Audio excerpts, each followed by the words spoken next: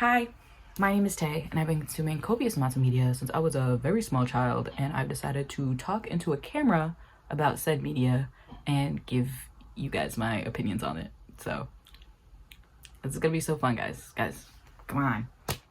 Me, you, popular 90s media, like, it's like a match made in heaven. It really is. It really is. Speaking of 90s media, today I'm gonna be talking about Boy Meets World. You can see the title, which probably can. If you clicked on the video for a reason, unless you just love me, which it's not. But anyways, if you love Boy Meets World like me, this is the right place for you, unless you like Cory Matthews, because then it's not. It's definitely not the right place for you. I literally hate that boy with my entire soul, and I will be talking about it. So first, I'm gonna be talking about Cory and how he's a horrible MC and person and friend and human. And then I'm going to be talking about why Cory and Topanga are not a good couple. And then I'm going to be talking about how Shawn and Angela are a good couple. And then I'm going to talk about how Shawn himself is a tragic character. And I think that's all. And maybe I'll sprinkle a little bit of Eric Matthews in there, because that's my boy. Sprinkle a bit of Eric and Jarek. My real ones know. My real Boy Meets World fans know about Jarek. You know what it was like to be on Boy Meets World Twitter in 2018? Cause I do. It was bad. It was bad. But I found my fellow Cory haters. I found my people. Oh my god. Okay, yeah. So if you like Cory,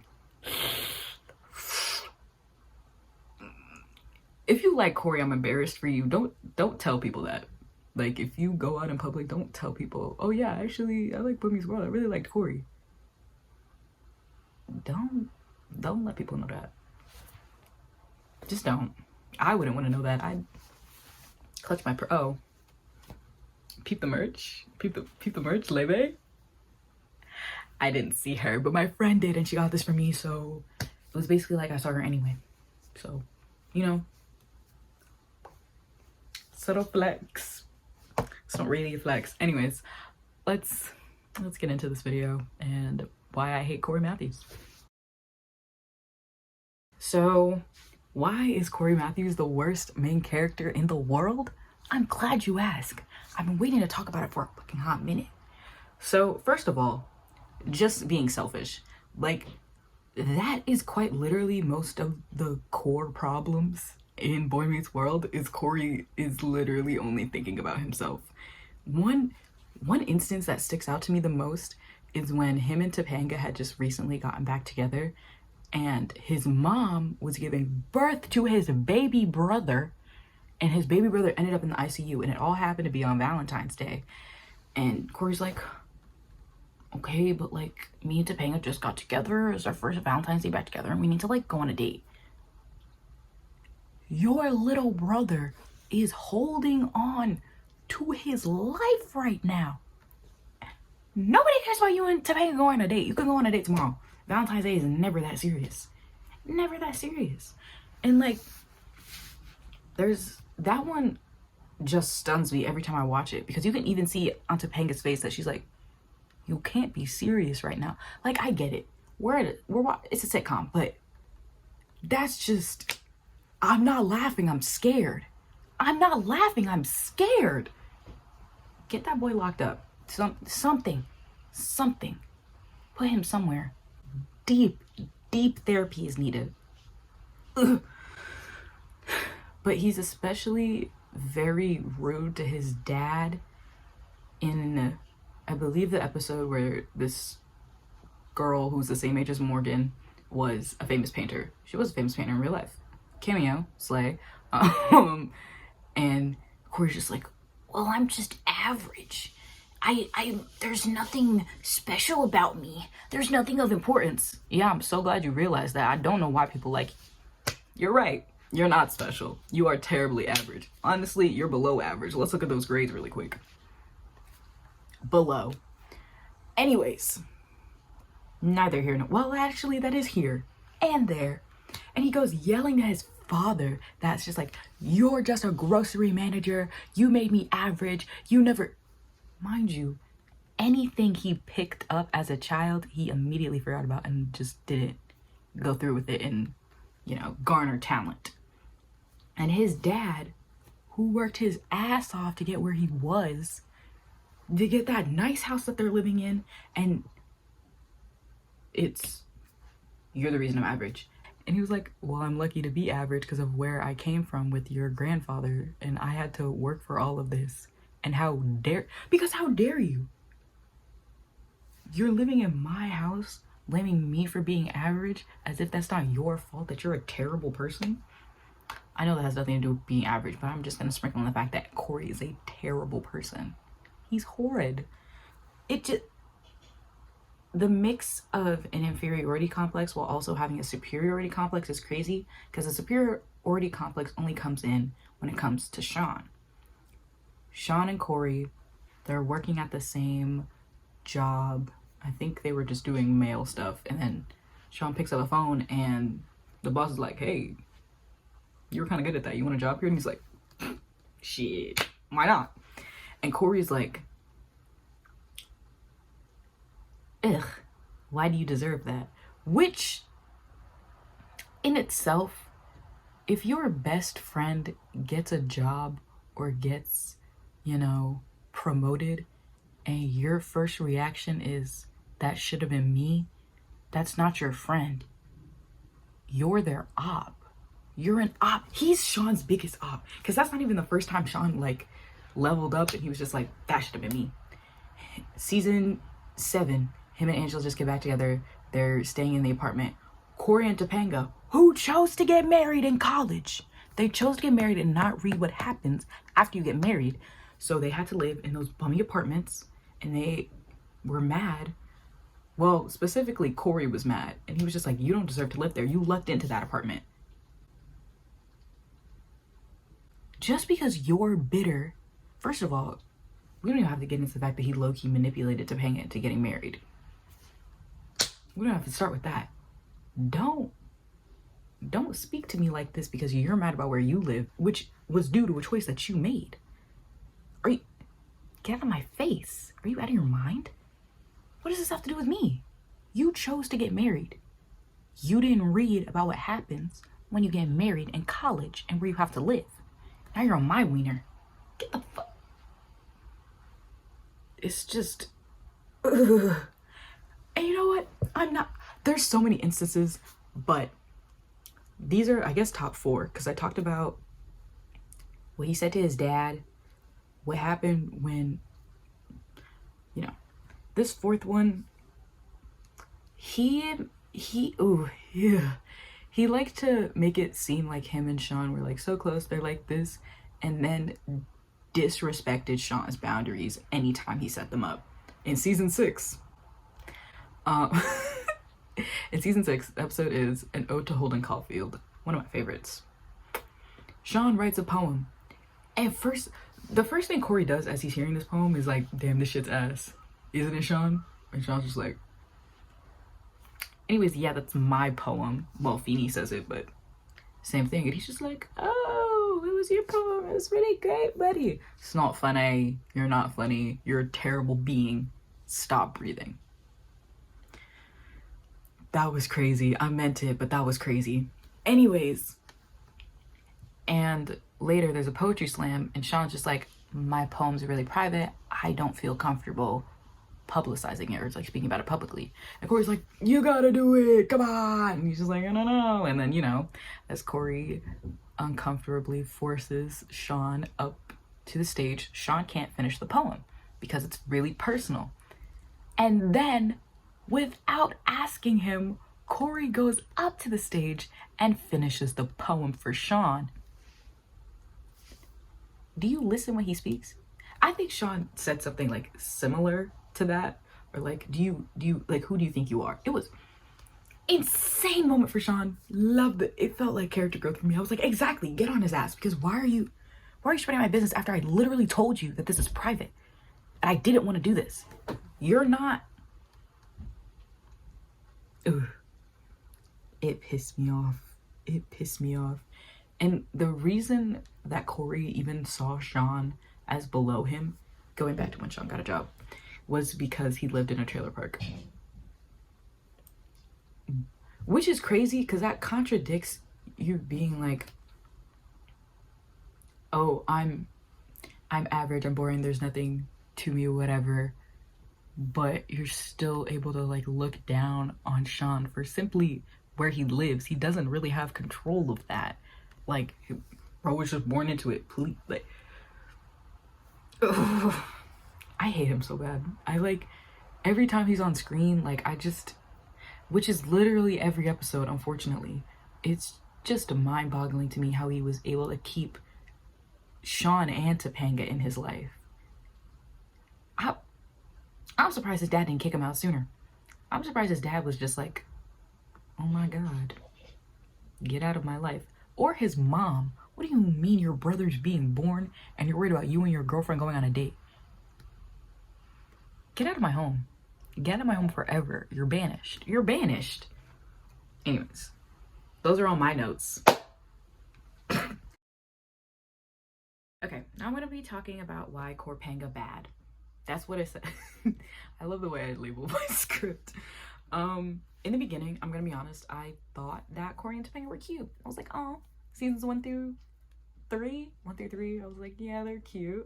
And then Cory just 1 through 4, really. Cory really started to be a bad boyfriend around like 5. I wanna say had to be probably mid 4.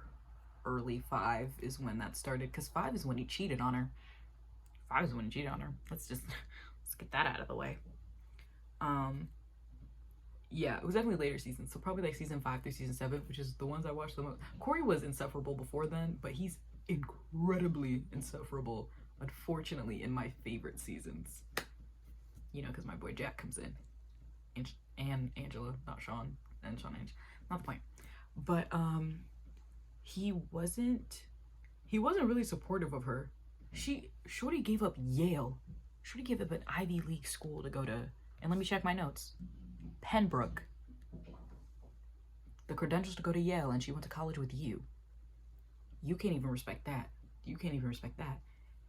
And if she was like having like any sort of like dreams or high hopes, they had to be below Cory's. Cory cannot be happy for anybody but himself, even when it comes to the so-called love of his life, which is crazy.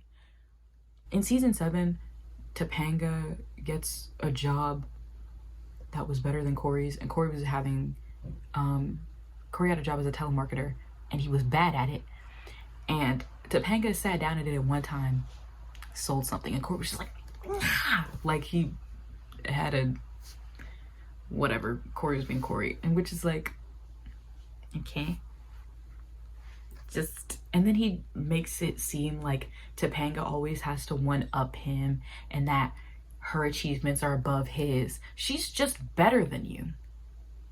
She's just better than you. This has nothing to do with Topanga wanting to be seen as better than you, or, you know, just having more accolades than you. She just is better. She just is better. Like, I don't know what to tell you. I don't know what to tell you. And before that, before they got married, he cheated on her in high school. And Lauren, I think her name is Lauren or Laura. She was played by Linda Cardinelli. Anyways, so he's yapping to this girl. Yapping on a ski trip. And then they kiss and he lies to her about it actively. And then she finds the letter and then they break up. Which would have been all fine and dandy, because I was like, yes, break up, don't ever get back together. Except they did, because this is a sitcom and they hate me.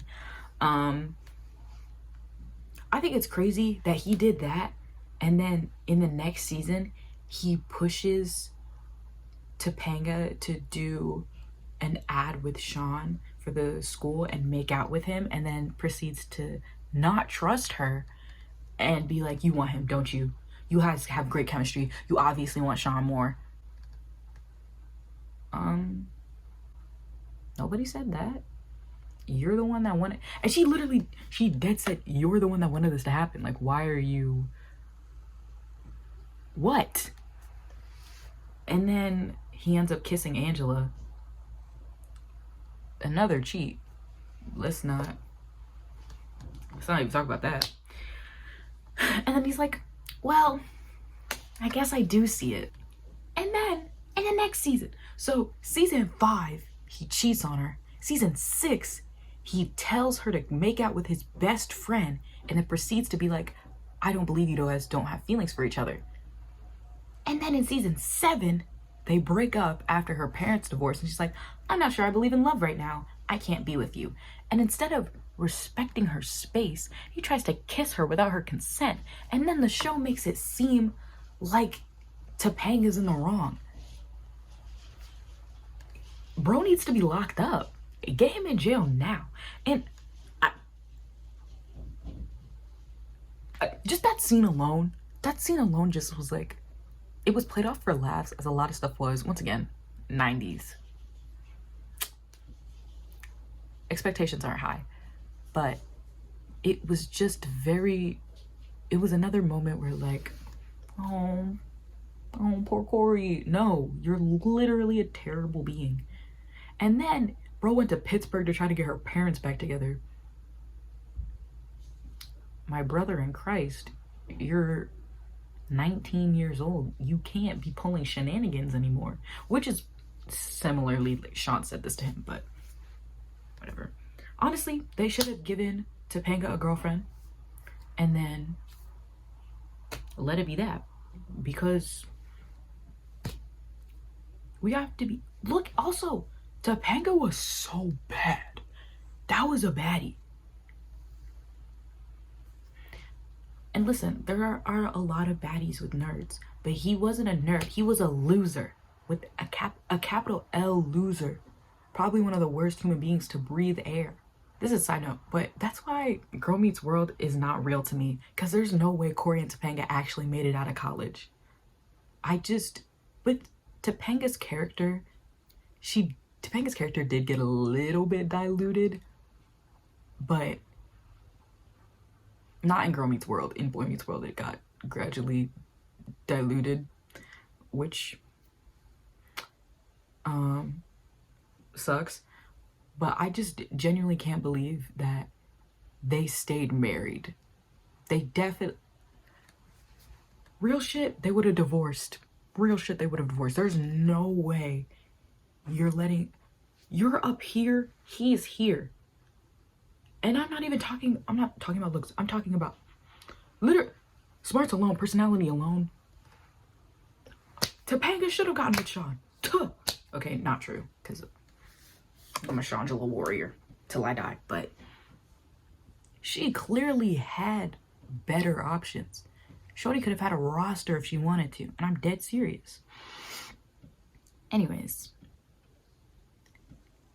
this also bleeds into why Cory sucks, because the main problems in Cory and Topanga's relationship is Cory.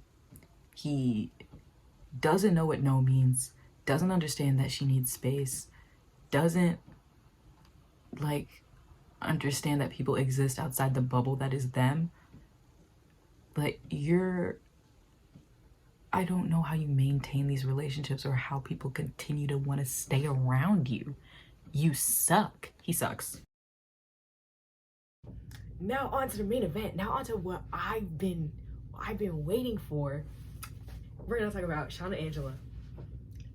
I personally think they're better than Cory and Topanga. If you're a corny lame loser, you're probably gonna think Cory and Topanga are better. That's got nothing to do with me. I don't know what it's like to not have taste. I just wouldn't be aware of that. Just saying. I honestly think they had 10 times the chemistry that Cory and Topanga had, but once again, I'm biased. What can I say? Starting from the very beginning of their relationship, they went out for like 2 weeks, ended it, then Shawn finds a purse. It's technically another girl's purse, but Angela's stuff was in it, and he basically falls in love with the owner of this purse because they like the same movies. He really enjoyed I think it was like one of the lip gloss, balm, whatever, that she was using. He learned to enjoy classical music because of her. Like, you see how simply she was basically opening up his mind to like other new things. He was learning how to enjoy himself. Like, are we seeing that? Are we, y'all hearing what I'm hearing? Y'all seeing what I'm seeing? Like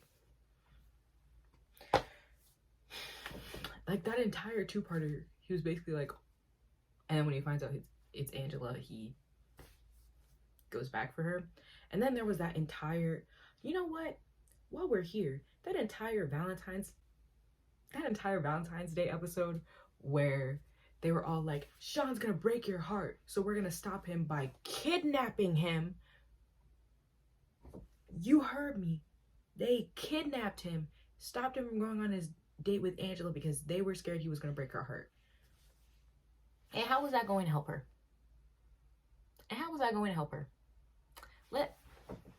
Girls, look at me. That he's a new man, he's changed. Like, please, no hate. Please stop. That's my boy, that's my Shawnee. I love Shawn down, and you will definitely, I feel like I'm incredibly biased towards him, but whatever. Anyways, and then I'm actually really mad because we get 3 episodes into season 6 and they're like, Shawn and Angela are breaking up. Why would you do that to me? Why would you? I'm out here trying to be joyous and having a fun time, and then we're reverting Shawn back to his high school days. And actually, the crazy part is he broke up with Angela and then realized none of the new stuff, like not new stuff, but the new people weren't as intriguing to him as Angela was. And then that brings us to my favorite episode, An Ode to Holden Caulfield, where Shawn writes that poem. If we remember a couple minutes ago when I was talking about Cory disrespecting Shawn's privacy and all that, he wrote that poem about Angela 2 weeks. Like 2 weeks ago. In Showtime, it was 2 weeks ago, which was a little bit after they broke up. And even when Feeney was reading the poem out loud, Angela knew he wrote it. She knew. She already knew, and she didn't understand why he wouldn't tell her about that. You know, because they were like this. They were locked in. They understood each other on levels that Cory never understood Shawn on, which low-key, is it really saying much because Cory sucks booty cheeks? No, but stick with me because Cory's Shawn's best friend. Whatever. You get what I'm saying. And he's like referencing about how they would stay up late and like just like genuinely talk, and like it was real. That was like a real experience. If we're being honest, that was Shawn's first real relationship with somebody he genuinely cared about, versus in the earlier seasons where Shawn wasn't, like, he was just a player. But Angela understood him and genuinely cared about him and wanted him for him. And like, please, y'all have to like listen to me, hear me out, breathe with me. Soulmatism. And then literally the whole time they're broken up, he's literally miserable. Like, genuinely, bro, it's upset. And then there's the Christmas episode where they kiss at the end of the Christmas episode, and then they go talk about what's going on, and Angela's like, I can't sit around here waiting for you to be ready for me, which is real. She shouldn't have to wait for you to be ready when she already knows how she feels about you and you're still thinking about it. And then what does Shawn do after that? Mope. He mopes. Sad. That was, like I said, his soulmate. Stick with me. Stick with me here. Literally, that, I love season 6 so bad, but it's so much Shawn and Angela angst. Like, please, I came here to be happy and have a good time, and y'all are not letting me be happy and having a good time. And then we move to season 7, where after Shawn and Angela, Cory and Topanga, after Cory and Topanga get married, I believe, no, before, we'll edit that, Um, then in season 7, Angela, Topanga, Rachel are all living in that apartment that Jarek and Shawn were living in. Or Jarek and Rachel, whatever. A lot of people were living in that apartment. And then Cory and Shawn were both trying to get Topanga back, because Topanga and Angela back, respectively, because this was after Topanga's parents divorced. And Shawn was actually, literally beginning of season 1, Shawn was about to be like, hey, we should go on a date again. And Topanga's like, I don't believe in love. Keep that over here.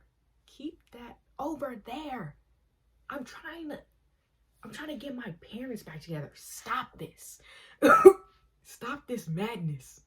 And then blah blah blah, shenanigans ensue. Whatever. Shawn is desperately trying to get he down horrendous. Never in my life have I seen a boy more down bad in a sitcom than, like, it was bad. And then Angela's dad comes in, and then we find out that Shawn and Angela relate on more levels, because single dad, mom that abandoned them, so they relate on abandonment issues. And then Angela, he was just confused as to why Angela didn't want to, like, talk to him about that, because hello, another point where they got each other. A lot of what was, one of the things that was heavily reiterated throughout, like, talking about the relationship, was how deeply they understood each other in a way that no one else ever had before. And it was like they kept finding out things that, like, connected them further. And especially with Shawn, with not having a mom, with, I guess his dad loved him in whatever weird way Chet did, but, you know, having that single dad, just having even more groundwork is laid out there. Like, stop playing with me. They get back together, whatever, I'm happy, having a great time. Then Cory messes it up for me, because they move in together, and Cory's mad because he lives in a stinkhole, because he decided to get married in college and not read what happens once you become a married couple in college, and how you can't still live in a dorm. So he gets pissy, and he says something along the lines of, you guys didn't even work for this, you guys just fell into it. Which, why would you say that? Off rip, knowing Shawn feels deeply insecure about getting anything and always wants to feel like he earned something, why would you say that to him, knowing that he's actually happy for once? Cory just sits here and ruins things and ruins my life and makes me upset. And then Shawn moves out, and I can't remember who moves out, but there was something happened there. But they were literally so happy. It was really cute. They got a dog, they're living together, talking about getting married, talking about having their own stinkhole like Cory and Topanga. And here Cory goes, ruining everything. Like, they literally were not thinking about that. They were literally vibing, having a great time. Here Cory goes. He's like, how do I ruin things? How do I continuously ruin things? And anyways, I think they're peak romance. I don't care. I like to ignore what Girl Meets World tried to do, because they were really just trying to get Shawn with, what's her face's mom? Sorry, Sabrina Carpenter's character, Maya. Trying to get Shawn with Maya's mom. Don't care. As far as I'm concerned, Shawn and Angela are married with 3 kids, and they have a summer house in Italy. Case closed. Alright, so I think Eric was done incredibly dirty.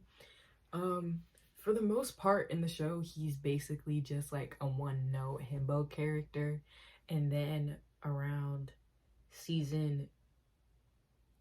gets more of his arc around like late season 4, because that's when Eric comes in. That's when Jack comes in, and, you know, he starts to build that rapport with Jack. They become friends. He's moved out in college. That's when Pembroke basically gets built up, you know. And then I think, kind of sad to say, season 6 is when he's like actually has more growth as a character, because that's when Tommy comes in, and that's when he's taken more seriously as an adult in a way, because he's genuinely caring for this child, like taking time out of his day to like just genuinely be a big brother for Tommy. And I honestly loved this arc for Eric, and I know a lot of people love the Tommy and Eric arc, except, and even literally the growth that it shows that Eric didn't adopt Tommy, and he knew that it would be better for him to be with that other family and doing what's best for him. Don't piss me off. Don't piss me off. That, and another important relationship that shows, that gives Eric character, I want to say, is his relationship with Mr. Feeney. Because Mr. Feeney was one of the only adults in his life, including his parents. Including his parents, the only adult that really genuinely believed in Eric and didn't see him as an idiot, and was just like, I know what you're capable of. I know that you're smart, and I know all you need to do is apply yourself. Which is shown in, I believe Feeney was doing a class for people who were trying to get their citizenship, and then he allowed Eric to take over that class. Basically, just entrusting Eric, you know? You know what I mean? So we see these like moments of like Eric actually having character and having a heart of gold and all that stuff. And then season 7 hits and they're like, down the drain. Down the drain. Literally, basically reverting him back to that womanizer kind of guy, using, in season 5 actually, whenever Jennifer Love Hewitt came in for like the horror movie episode, basically using sexually harassing women as a gag. That was in season 5, which was definitely another, like, which was reverting Eric, but season 7 specifically reverts Eric to being an idiot. I believe that's when St. Upid Town was in the mix. It's just disheartening. Season 6 is my favorite season to generally watch, and like, you know, when they actually decide to give Eric some semblance of a character. And then season 7, they're like, well, actually, we don't fucking care about him anymore. We're just gonna revert him and make him a static character again. Why ruin my life? Why build up these relationships and then basically rip them away from me? Michael Jacobs, when I catch you, just, I don't know. Actually, that's a lie. I do know. I just don't understand the point of adding something to a character and then completely taking that away from them and reverting them to what they used to be. What was the point? What, like, genuinely, what are we doing here? What are we doing here? It's just, I don't know. It was really disheartening, because there was a lot more to Eric than just being an idiot. And there were a few characters that genuinely saw that there was something in him, and those few characters being Mr. Feeney and Jack. So yeah, Michael Jacobs, when I catch you, when I catch you. So now to the final part of this video, why Shawn is a tragic fucking character. So he literally had trauma after trauma. His dad was barely in the picture as it is, quite often gambling their money away. And then his mom dips. His mom leaves, comes back, and then leaves him again. So, you know, just seeping in the abandonment issues. I don't know if that was the proper way to say that, but actually at this point I don't care. Shawn basically never had a consistent adult in his life, especially a consistent father figure. He just like me for real. But he gets Mr. Turner and he eventually starts living with him, you know. Then boom, Mr. Turner gets into a motorcycle accident and he's basically never heard from again. And then I think there was like a short period of time where Shawn moves in with the Matthews, and then Shawn finds out he has a half brother who basically has everything that he never had. And Shawn already has an inferiority complex when it comes to Cory. And now that's even greater because he has somebody who's literally related to him who has everything that he always wanted. Then his dad dies. Actually, in between that, he joined a cult. Forgot to sprinkle that in there. Then after that, his dad dies. In between that, he found out his dad was an alcoholic and abusive, which is why Jack's mom left him in the first place. And then he finds out alcoholism runs in the family right after that. You know, all of the 90s shows had to have their quick little alcohol is bad, don't drink, basically, little thing. So then Shawn finds out alcoholism runs in the family and all that stuff. And then after that, Shawn finds out his mom isn't even his mom and he doesn't really know who his birth mom is. So Shawn has always lacked a sense of identity, hence him joining a cult. So that really wasn't helping with the not even actually like knowing who his mom is. Fun time for that. And then Shawn has always had this sense of he feels like he needs to earn anything that comes to him. And he found out Jack's dad was paying for his tuition. He was just like, I'm gonna pay you back. And even then, when Shawn's dad died the first time, he went on a whole trip to sort of like figure things out. He basically like took a break from college. Like there were so many times where you can just he literally breaks my heart. I love him so much. Just he has to basically figure out who he is again after he's basically what would happen is Shawn feels okay, something would tear him down and he loses sight of himself and he has to like rebuild who he is as a person all over again. And it would constantly happen. And not only that, he literally wasn't allowed to succeed without his best friend feeling some type of way about it. What do you mean I'm up and you're mad? How are you gonna be my best friend and my biggest op at the same time? Like, that's incredibly fucking foul. And then him and Angela are finally in a good space. She leaves and moves to Europe with her dad.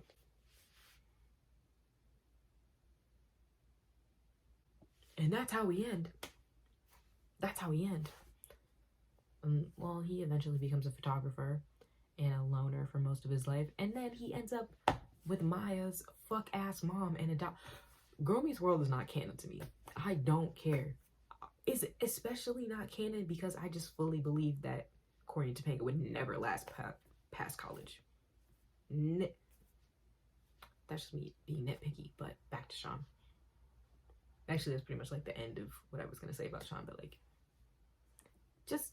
I just think the cult is crazy. The cult's crazy. You can't really have successes because your best friend is, like I said, your biggest op. So whenever you're up and having a success, he has to remind you where you came from. He's like, don't forget, buddy, you're from a trailer park. You don't even deserve all this. Okay, it was never that serious. You're mad. Whoa. But yeah, the intense parental issues, abandonment issues, inferiority complex, feeling like you're missing anything good that you ever had in your life. Like, Shawn never caught a break, and I think that was very evil and rude. But yeah, that's it. All right, that's all I got.